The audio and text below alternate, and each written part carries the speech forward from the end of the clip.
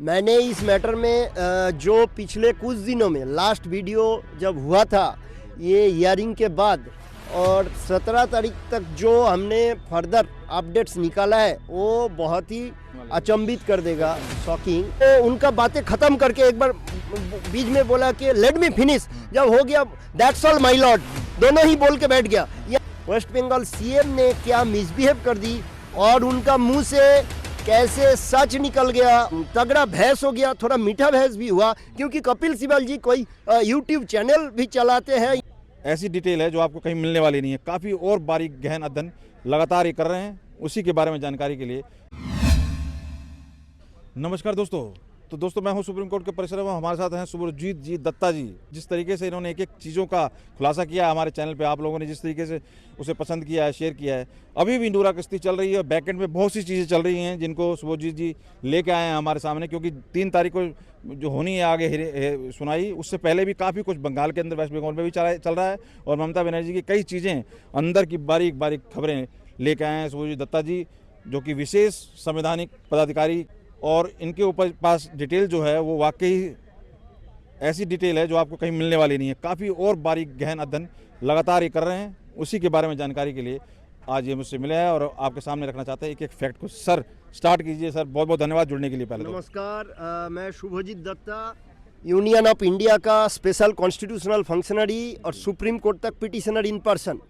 मैंने इस मैटर में जो पिछले कुछ दिनों में लास्ट वीडियो जब हुआ था ये हियरिंग के बाद और 17 तारीख तक जो हमने फर्दर अपडेट्स निकाला है वो बहुत ही चौक कर देने वाले हैं, मतलब शॉक करने वाले, अचंभित कर देगा, शॉकिंग। क्योंकि कोर्ट रूम के अंदर क्या हुआ था हियरिंग में, सुप्रीम कोर्ट में एक घंटे के ऊपर कोर्ट नंबर 17 में ऑनरेबल मिस्टर जस्टिस पीके मिश्रा का बेंच में, और उसके बाद 17 जनवरी 2025 तक जो वेस्ट बंगाल में जलपाईगुड़ी का सर्किट बेंच का भवन का उद्घाटन का समारोह में honourable chief justice of India honourable mister justice Suryakant Sharma और सुप्रीम कोर्ट का कुछ सिटिंग जजेस जैसे honourable mister justice Dipankar Datta, honourable mister justice Joymalya Bagchi और कलकत्ता हाई कोर्ट का acting chief justice justice Paul के सामने, साथ में union law and justice minister, कानून और जो न्याय का मंत्री अर्जुन राम मेघवाल जी का उपस्थिति में वेस्ट बंगाल सीएम ने क्या मिसबिहेव कर दी और उनका मुंह से कैसे सच निकल गया और उन्होंने कैसे भरवली सरेंडर कर दी चीफ जस्टिस के सामने, और ये अदालत का बाहर अपना पद का फिर एक बार उन्होंने दुरुपयोग करके कैसे ये जो सुनवाई बाकी है, सब जुडिस है, इसको प्रभावित करने का कोशिश की। ये मेरा अभी सब्जेक्ट मैटर है। और बीच में तो सीबीआई का रेड भी हुआ है, वो तो अदर मैटर में है। और उसमें हालांकि एमएलएस भी जो रूलिंग एस्टेब्लिशमेंट वेस्ट बंगाल का, उनके अगेंस्ट भी एक्शन चल रहा है। कोई मोबाइल फेंक दिया, कोई बचने के लिए ये किया वो किया, तो उस टाइम कोई हल्ला बोल नहीं हुआ। तो ये 3 पार्ट है, मैं शॉर्ट में बताता हूँ। पहले बताऊंगा कि सुप्रीम कोर्ट में हियरिंग के दौरान लंबा जो हियरिंग हुआ था, जिसके आधार पे अभी रिप्लाई देने को पश्चिम बंगाल सरकार को एफिडेविट के साथ बताया गया, ऑर्डर जारी किया गया और 3 फरवरी नेक्स्ट डेट है 2026 का। उसमें हियरिंग में क्या क्या हुआ था एग्जैक्टली मैं शॉर्ट में बताता हूँ। पहले हमारे सॉलिसिटर जनरल साहब तुषार मेहता जी, इन्होंने शॉर्ट में ब्रीफ फैक्ट्स बताया क्या है।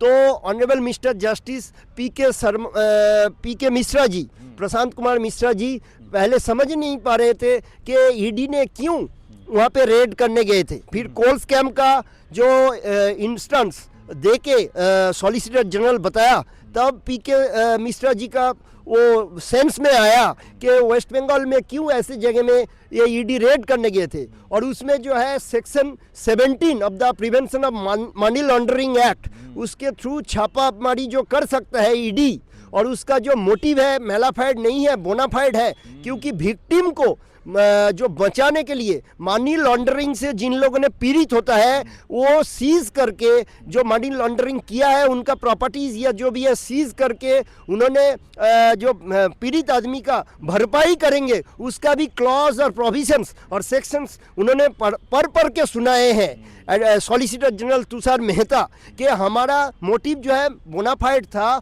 और इसमें कोई पॉलिटिकल मोटिव नहीं था, ईडी के साथ पॉलिटिकल पार्टी का और इसका कोई संयोग नहीं है और ये पुराना टाइम से चल रहा है यह सिलसिला। अभी दिसंबर 2025 तक कोई अपडेट्स मिला था, उसके ऊपर रेड करना ज़रूरी था और उन्होंने बताया कि इवन ईमेल भी भेजा गया।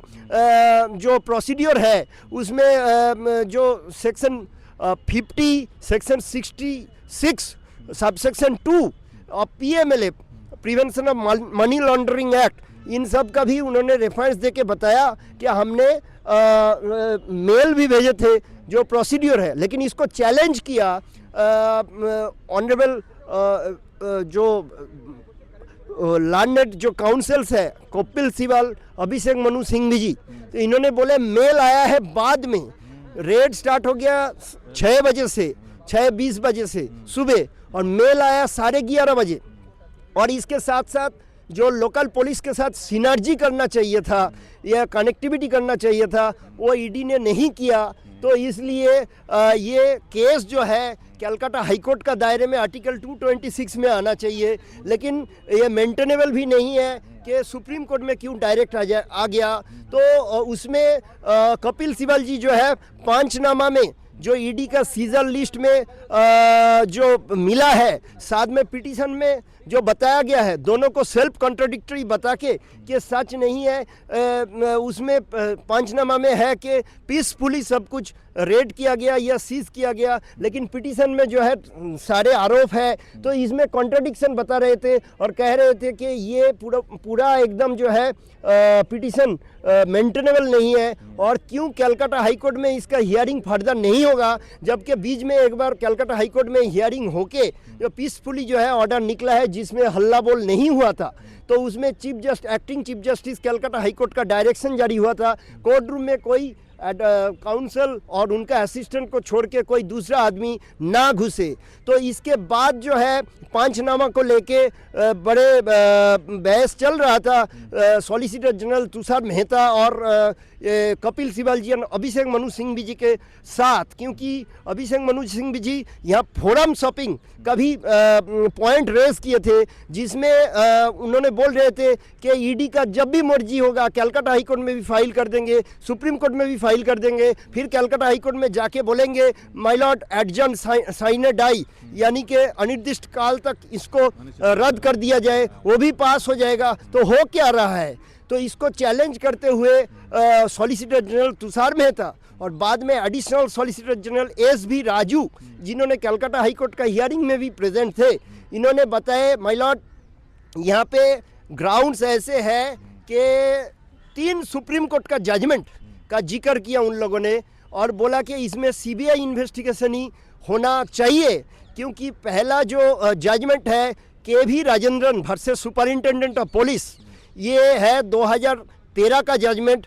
तो इससे उन्होंने पर्टिकुलर पैराग्राफ पढ़ के सुनाए और दिखाए, जिसमें बताया गया कि कोई स्टेट में स्टेट अथॉरिटी का हायर ऑफिशियल्स अगर क्राइम में इन्वॉल्व हो जाए तो उसमें CBI का इन्वेस्टिगेशन ज़रूरी है, क्योंकि वो स्टेट पुलिस का DGP कमिश्नर ऑफ पुलिस, ये CM होम मिनिस्टर भी है। तो इन लोगों ने FIR रजिस्टर नहीं करेंगे और करेंगे तो इसका एक्शन इन्वेस्टिगेशन प्रॉपर नहीं होगा।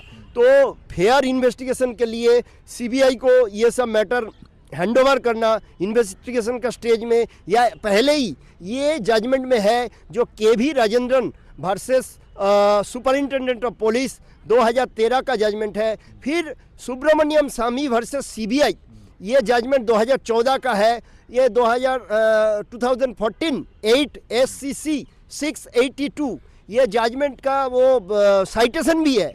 और जो पहले KV Rajendran versus superintendent of police, उसका है 2013-12 SCC 480, ये साइटेशंस इन्होंने दिखाया। और इसमें जो है बताया गया, जो सुब्रमण्यम स्वामी वर्सेस सीबीआई वाला मैटर है, जजमेंट है, कि उसमें भी न्यूट्रल इन्वेस्टिगेशन के लिए जो है सीबीआई को देना चाहिए, क्योंकि जो section 66 sub section 2 of PMLA के तहत कपिल सिब्बल जी जो पॉइंट रेज किए थे कि इसमें वेस्ट बंगाल पुलिस को, लोकल पुलिस को ईडी क्यों कांटेक्ट नहीं किया, क्यों कंप्लेंट नहीं दिया, डायरेक्ट कैसे रीच कर लिया, कलकत्ता हाई कोर्ट या सुप्रीम कोर्ट हो तो यहाँ पे केस नहीं बनता है। तब इसका जवाब में बताया गया था कि जहाँ पे खुद सीएम आके हाजिर हो गई, खुद सीएम एक्यूज्ड पर्सन है, उसके ऊपर डीजीपी जो है वो एबेटर हो सकता है,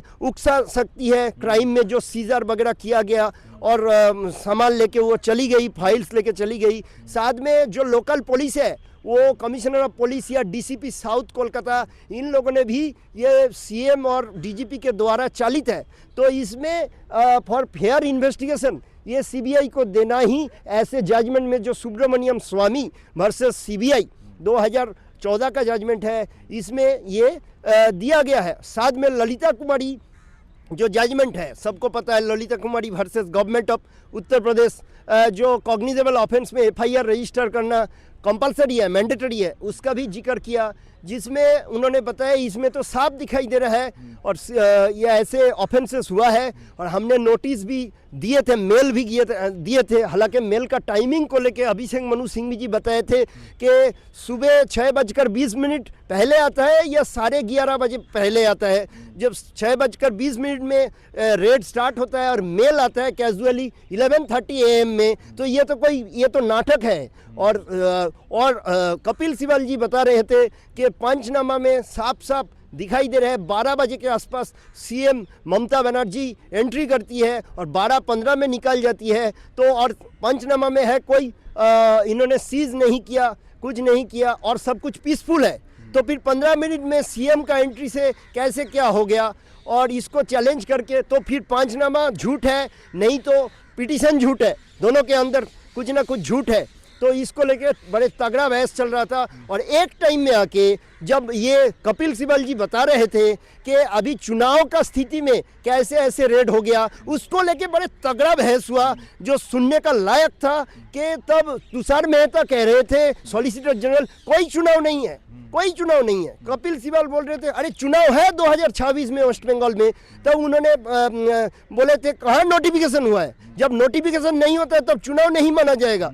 तब ऑनरेबल मिस्टर जस्टिस पीके मिश्रा भी बोल रहे थे कि हाँ चुनाव तो अभी नोटिफाइड नहीं है और ये सीरियस मैटर है, इसमें नोटिस हम कर ही रहे हैं। मिस्टर सिब्बल, मिस्टर सिंह भी, आप लोग कुछ भी बोलो, हम इसमें नोटिस करेंगे ही। और साथ में जो है एक जगह में ये मीडिया में खबर होने के बारे में तगड़ा बहस हो गया, थोड़ा मीठा बहस भी हुआ, क्योंकि कपिल सिब्बल जी कोई यूट्यूब चैनल भी चलाते हैं या उनका प्रोग्राम आता है। तो जब ये बताया गया सॉलिसिटर जनरल तुषार मेहता के ओर से कि ये यूट्यूब चैनल में या मीडिया में ये प्रोसीडिंग का जो मैटर्स, ये कोई इससे इन्वॉल्व एडवोकेट्स और काउंसिल्स मीडिया में खबर ना करे या डिस्कशन या डिबेट में पार्टिसिपेट ना करे, तब उसको चैलेंज करके कपिल सिब्बल जी, हालांकि सीनियर है, थोड़ा एज हो चुका है उनका वॉइस, फिर भी स्ट्रांगली बताया। फिर माय लॉर्ड एक ऑर्डर भी दिया जाए कि कोई ईडी और सीबीआई कोई मीडिया को सीक्रेट इन्फॉर्मेशन भी लीक ना करे। इसको लेके बहस हो गया। तब बताया गया कि ये सब पॉसिबल नहीं है। तो एक दूसरे को पर्सनली भी टारगेट कर रहे थे, हंसी भी हो रहा था। साइड से अभिषेक मनु सिंह जी हंस भी रहे थे और बोल रहे थे ये मिस्टर मेहता तो मिस्टर सिब्बल का जो पॉडकास्ट और ये यूट्यूब चैनल का न्यूज़ खुद देखते हैं और इससे जेलस भी होता है, इसलिए ऐसे बोल रहे हैं। हर जगह में ये बोलता है और ये पब्लिक प्रॉपर्टी है। एक बार ऑर्डर अपलोडेड हो जाए और पास हो जाए तो पब्लिक प्रॉपर्टी के ऊपर कोई भी चर्चा कर सकता है। ये यहाँ तक भी बातें आया। फिर सेकेंड हाफ में रन कर दिया वो हियरिंग आफ्टर लंच, क्योंकि लंच से पहले जस्टिस पीके मिश्रा बोल के गए थे भारत सरकार पक्ष को, ईडी पक्ष को, कि लंच के बाद आप आके बताएं क्यों सुप्रीम कोर्ट में हियरिंग चलेगा, क्यों नहीं कलकत्ता हाई कोर्ट में वो वापसी किया जाएगा। और कलकत्ता हाई कोर्ट के पक्ष में, हियरिंग का पक्ष में और एक थर्ड लॉयर जिनका नाम मैं नहीं जानता हूँ, उन्होंने बताया माय लॉर्ड एक बार मौका दिया जाए फिर, क्योंकि अभी पीस वहाँ रेस्टोर्ड हुआ है, लेकिन जस्टिस मिश्रा ने उनको लगभग डांट ही रहे थे, अरे क्या पीस रेस्टोर्ड हो गया। यहाँ वहाँ का हाईकोर्ट का सिंगल जज ने साफ साफ लिख दिया कि कैसे भी एक ऑर्डर पास करना पड़ रहा है, हल्ला बोल चला था, हम तो इसमें कॉग्निजेंस ले रहे हैं। तो ये मैटर आ गया और इसके बीच ये मेरा डॉक्यूमेंट है, और इसके बीच जो एक दूसरा मैटर बहुत इंटरेस्टिंग है, ये तो जो हियरिंग हुआ और ऑर्डर जो पास हुआ वो पेंडिंग है। इसमें 2 दिन पहले वेस्ट बंगाल में जलपाईगुड़ी सर्किट बेंच का नया भवन का उद्घाटन हुआ था। उसमें चीफ मिनिस्टर ने जो हरकतें कर दिया, उन्होंने खुद को सरेंडर कर दिया, क्योंकि chief justice of India honourable mister justice Suryakant Sharma, साथ में honourable mister justices Dipankar Datta, Joymalya Bagchi, Calcutta high court का acting chief justice honourable mister justice Paul, इन लोगों ने प्रेजेंट थे। और वहाँ पे अर्जुन राम मेघवाल जी जो union law and justice minister है, उन्होंने भी प्रेजेंट थे और भी डिग्निटरीज प्रेजेंट थे। तो उसमें 2 गंदा हरकतें हुआ कि मिस ममता बनर्जी सबका गले में जो उत्तरीय बोलता है वो पहना रही थी, लेकिन अर्जुन राम मेघवाल को उन्होंने स्किप कर गई। तब दूसरा कोई male dignitary on behalf of the organisers और वेस्ट बंगाल गवर्नमेंट या कलकत्ता हाईकोर्ट, वो अर्जुन राम मेघवाल जी को उन्होंने उत्तरीय पढ़ाया, ममता बनर्जी उनको अवॉइड करके चली गई। तो ये गंदा हरकतें हैं। और साथ में लास्ट में जो स्पीच दी उसमें उन्होंने सीधा बोल दी कि अंडर प्रेशर उनको डिस्टॉर्टेड लग रहा था और गिल्टी फीलिंग उनका हो रहा है। तो उन्होंने बोल दी we are under your custody my lord. तो कस्टडी का मतलब क्या है कि सुप्रीम कोर्ट ने आपको पकड़ लिया, आप सुप्रीम कोर्ट का और न्यायपालिका कस्टडी में हो। तो ये वर्ड उनका मुंह से निकल गया। बाकी तो उन्होंने प्रभावित करने के लिए सब जुडिस मैटर में इसमें इन्होंने एक्यूज्ड पर्सन है, साफ साफ जो है तुषार मेहता कह रहे हैं सीएम एक्यूज्ड पर्सन है, ये DGP, commissioner of police and others, इन लोगों ने भी एक्यूज्ड पर्सन है। रेस्पोंडेंट नंबर 1 में स्टेट है, रेस्पोंडेंट नंबर 2 में सीएम ममता बनर्जी है। कपिल सिब्बल जी सीएम ममता बनर्जी को रिप्रेजेंट कर रहे थे और उसमें जो है as chairman of Trinamool Congress उन्होंने भी रिप्रेजेंट कर रहे थे और दिखाने का कोशिश कर रहे थे ये जो आईपैक का ऑफिस ये पॉलिटिकल पार्टी का पार्ट है और डिजिटल डॉक्यूमेंट जो है, लैपटॉप जो है, इसको सीज करने जाए तो पॉलिटिकल ये जो प्लानिंग और ये चुनाव से पहले जो होगा सब ईडी का हाथ में आ जाएगा, ये ठीक नहीं है, तो वगैरह वगैरह। तो इसमें जो है बाकी रेस्पोंडेंट नंबर 1 और 3 को ये अभिषेक मनु सिंघवी जी रिप्रेजेंट कर रहे थे। उसमें स्टेट गवर्नमेंट है, डीजीपी है, कमिश्नर ऑफ पुलिस है, वगैरह है। और भारत सरकार के ओर से ED enforcement directorate petitioner number 1 है और पर्टिकुलर ऑफिसर जिनका हाथ से मोबाइल वगैरह छीन लिया गया था वो पिटिशनर नंबर 2 है। और 2 पिटिशन हुआ है इसमें, जिसमें एक का हियरिंग अभी चल रहा था पिटिशन नंबर 1 के ऊपर, और इसमें 3 एफआईआर रजिस्टर्ड हुआ था वेस्ट बंगाल पुलिस और गवर्नमेंट के ओर से। 2 कंप्लेंट सीएम ममता बनर्जी खुद की है और 1 FIR suo motu Kolkata police register किया है, जिसके ऊपर अभी स्टे लग गया क्योंकि विदाउट सैंक्शन ये हुआ था। तो ये जो है और जुडिशियरी को प्रभावित करने का हर रास्ता उनका स्पीच में उन्होंने नहीं छोड़ा कि हमारा जो है पूरा अस्तित्व जो है अभी दांव पे है, डेमोक्रेसी दांव पे है। और ये एक बिल्डिंग का उद्घाटन का कोर्ट का सर्किट बेंच का समारोह था, तो उसमें चीफ जस्टिस तो मैं देख रहा था चुपचाप बैठे थे, एक बार सिर्फ देखा सुना, टोटली इम्पेशेंट थे।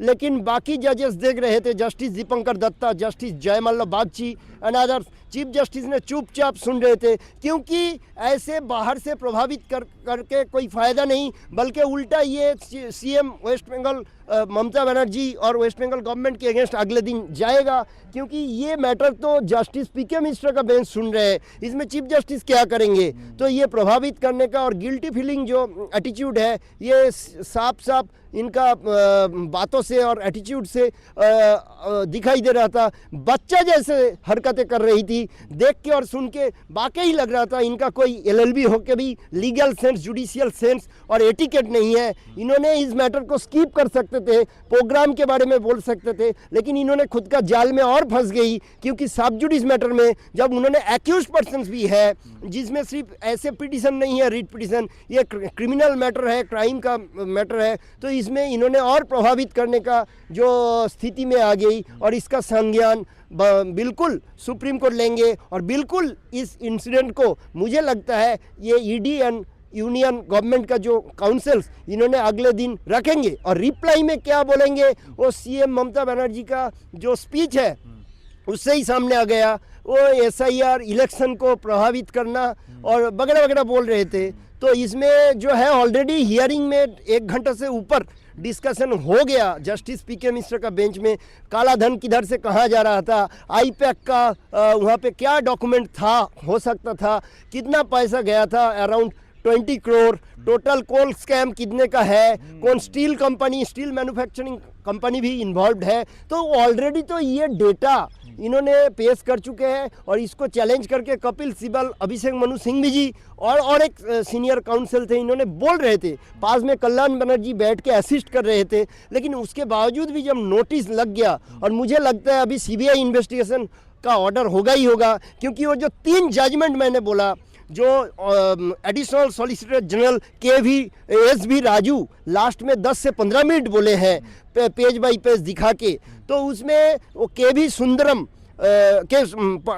माफ कीजिएगा KV Rajendran versus superintendent of police, वो जो 2013 का जजमेंट सुप्रीम कोर्ट का, और साथ में सुब्रमण्यम स्वामी वर्सेस CBI 2014 का जजमेंट, और ललिता कुमारी versus government of Uttar Pradesh, ये जो जनरल FIR रजिस्टर करने का कॉग्निजेबल ऑफेंस में जजमेंट, ये सब मिला के ये सुनने के बाद ही ये ऑर्डर हुआ है 3 फरवरी का डेट का। क्योंकि उससे पहले मुझे लग रहा था 60-40 चल रहा है। मुझे सुन के जो हियरिंग लग रहा था कि यूनियन गवर्नमेंट के पक्ष में 60 और पश्चिम बंगाल गवर्नमेंट का पक्ष में 40। इवन कपिल सिब्बल जी जब एम्फसाइज कर रहे थे पंचनामा में गड़बड़ है या पंचनामा से पिटीशन मैच नहीं कर रहा है, पिटीशन में दावा किया गया सारे क्राइम्स का इसका, लेकिन पंचनामा में सीजर वगैरह कुछ नहीं है, सब कुछ पीसफुल है, कुछ सीज नहीं किया, ये ईडी दिखाया है। तो वो जब ऐसे चल रहे थे, एक टाइम तो 50-50 लग रहा था कि अभी लग रहा है कि कुछ भी ऑर्डर हो सकता है, कलकत्ता हाईकोर्ट में भी मैटर वापस हो सकता है। लेकिन लास्ट में जो क्लिंचिंग जो हियरिंग एंड आर्गुमेंट वो SB Raju additional solicitor general कर दिया, उससे ही भारत सरकार का पक्ष में मैटर चला गया। क्योंकि उसमें 3 जजमेंट को पेज वाइज पैराग्राफ पर के additional solicitor general SB Raju दिखा दिया कि इसमें स्टेट का CM जुड़ गई है, इन्वॉल्व हो गया है, DGP और कमिश्नर वगैरह इन्वॉल्व हो गया है। इसमें CBI का इन्वेस्टिगेशन छोड़ के स्टेट पुलिस से ये न्यूट्रल और इंडिपेंडेंट इन्वेस्टिगेशन नहीं हो पाएगा और बड़े सीरियस मैटर है, चुनाव इससे रिलेटेड नहीं है, तो इसलिए ऐसे ऑर्डर हुआ। अभी आगे देखते हैं कि 3 फरवरी क्या नतीजा, क्या रिप्लाई आएगा। अभी इतने जो गैप मिला है 3 फरवरी तक काफी टाइम है, तो क्या क्या संभावना है, क्या कर सकती है? मुझे लग रहा है कि जो हियरिंग में मेन बात उठ गया, और एक टाइम तो बोथ कपिल सिब्बल जी और अभिषेक मनु सिंघवी जी वो उनका बातें खत्म करके एक बार बीच में बोला कि लेट मी फिनिश, जब हो गया दैट्स ऑल माय लॉर्ड, दोनों ही बोल के बैठ गया, यानी कि इनसे ज़्यादा इन लोगों का बोलने का कुछ था नहीं। और उसके बाद जो है ये ऑर्डर हुआ, और पश्चिम बंगाल में जो जलपाईगुड़ी का सर्किट बेंच का नया भवन का उद्घाटन में जो ये गंदा हरकतें CM ने कर दी और खुद को सरेंडर कर दी, we are under your custody बोल के, कोर्ट ने कौन सा कस्टडी अभी ले लिया CM का या वेस्ट बंगाल का या डेमोक्रेसी का? तो ये पर ये भी बोल रहे हैं कि बोलिए कि डेमोक्रेसी जिंदा रखना आपका काम है, ऐसा कुछ तो डेमोक्रेसी जिंदा रखना काम है, वो CJI को खुद को पता है। क्योंकि डेमोक्रेटिक वैल्यूज और डेमोक्रेसी जो बेसिक स्ट्रक्चर में आता है, बेसिक स्ट्रक्चर में फेडरलिज्म भी आता है, बेसिक स्ट्रक्चर में रूल ऑफ लॉ भी आता है, बेसिक स्ट्रक्चर में separation of powers between executive, legislative and judiciary आता है, इंडिपेंडेंस ऑफ जुडिशियरी आता है। इन्होंने जो प्रभावित करके रखे सबको पता है सेकुलरिज्म बेसिक स्ट्रक्चर है, जो एसआर बोमाई जजमेंट है, डेमोक्रेसी है, डेमोक्रेटिक वैल्यूज है, dignity of the individual etcetera है, फ्रीडम ऑफ द इंडिविजुअल, ये सब केशवानंद भारती का जजमेंट है। वो सीजीआई को पता नहीं है, लेकिन आपने अपना सीएम का पोस्ट का फर्दर अब्यूज करके, मिसयूज करके पब्लिकली आप हियरिंग में तो आपके लिए कपिल सिब्बल जी अपीयर कर रहे हैं और अभिषेक मनु सिंघवी जी भी गवर्नमेंट के लिए अपीयर कर रहे हैं। पर्सनली सीएम ममता बनर्जी के लिए कपिल सिब्बल जी है as TMC chairman and person also CM. और इसमें यह भी बात है, जब बताया गया था ये पॉलिटिकली सीएम आई थी, तब उसको काउंटर करके तुषार मेहता जी सॉलिसिटर जनरल बोले सीएम आई थी तो साथ में इतना डीजीपी, ये कमिश्नर, ये पुलिस, इतना लोग आने का क्या बात है। तब इन लोगों ने बोला कि इन्होंने जेड कैटेगरी सिक्योरिटी वाले हैं, जब इनका आने का कहीं खबर होगा स्टेट पुलिस एंड अदर्स सब एक साथ आ जाएगा। तब बताया गया कि उन्होंने आए क्यों है। तब उन लोगों को बताया गया कि इन लोगों ने जो है वेस्ट बंगाल साइड जो है तुरंत कंप्लेंट रजिस्टर कर दिया था और उसमें आइडेंटिटी कार्ड और जो सीजर का डॉक्यूमेंट का ऑर्डर, वो जो कोई डेपुटी कमिश्नर, डेपुटी डायरेक्टर ने असिस्टेंट डायरेक्टर ईडी को वेस्ट बंगाल का जो कोलकाता जोन का उसको दिए थे, वो ईडी पेश नहीं कर रहा था, दिखा नहीं रहा था, दिखाने में लेट कर दिया था। इसी में कोई जो है क्रिमिनल ट्रेसपास वगैरह का कंप्लेंट फाइल कर दिया था ईडी के अगेंस्ट। तो तब डीसी साउथ खुद आ गए, फिर सीपी आ गए, फिर डीजीपी के साथ वेस्ट बंगाल का सीएम भी आ गए। तो उन्होंने बोल रहे थे उसी कंप्लेंट के ऊपर हमने इन्वेस्टिगेट एक्शन करने आए थे, लेकिन पुलिस को दिखाया गया कि आई कार्ड ये ईडी का ऑफिसर्स है और साथ में ये सीजर का या तो सर्च का वारंट का डायरेक्शन है, क्योंकि ईडी का हाथ में पावर है under section 17 of PMLA, under section 50 of PMLA, under section 66(2) of PMLA के ईडी एक क्वासी जुडिशियल बॉडी भी है और सिविल कोर्ट के तरह इनका पावर है कि इन्होंने सीजर वीजर ये सब कर सकते हैं। तो वो जब दिखाने के बाद भी काम नहीं किया, तब ये फाइल लेके इन्होंने कुछ भाग गई और ये दबा है, लेकिन सीजर लिस्ट में कुछ पाया भी नहीं गया। तो ये कॉन्ट्राडिक्शन है। अंत में ये बताइए कि अभी जिस तरीके से वैसे तो इलेक्शन मोड में आ चुका है, हाँ। वेस्ट बंगाल में अभी वंदे भारत वो स्लीपर ट्रेन अभी लॉन्च की है, वहाँ से चालू की है ना प्राइम मिनिस्टर। हाँ, वो कहाँ से? मालदा से और सिंगूर से भी यहाँ हाँ, मालदा तो से इधर कम। पत्थर उधर वहाँ अभी एक खबर आई कि पत्थर बरसाए जा रहे हैं ट्रेनों पे। तो क्या चल रहा है पीछे से? ममता बनर्जी कुछ मतलब देखिए, इसमें मैं special constitutional functionary union of India का हूँ, रेस्पॉन्सिबल कॉन्स्टिट्यूशनल पोस्ट में हूँ और यहाँ तक पिटिशनर इन पर्सन भी हूँ। अभी तक मैं जो बोल रहा था सब डॉक्यूमेंट और सब कुछ के आधार पे, इसमें जब तक इन्वेस्टिगेशन नहीं हो के सामने नहीं आएगा तब तक मैं कंक्लूजन में नहीं आऊँगा, क्योंकि उसमें कोई बच्चा भी पत्थर फेंक सकता है कि इतना झिंचक ट्रेन जा रहा है, किसी का गुस्सा भी हो के पत्थर भी फेंक सकता है। ऐसे बहुत लोग करता है और हो सके कि पॉलिटिकली मोटिवेटेड भी था।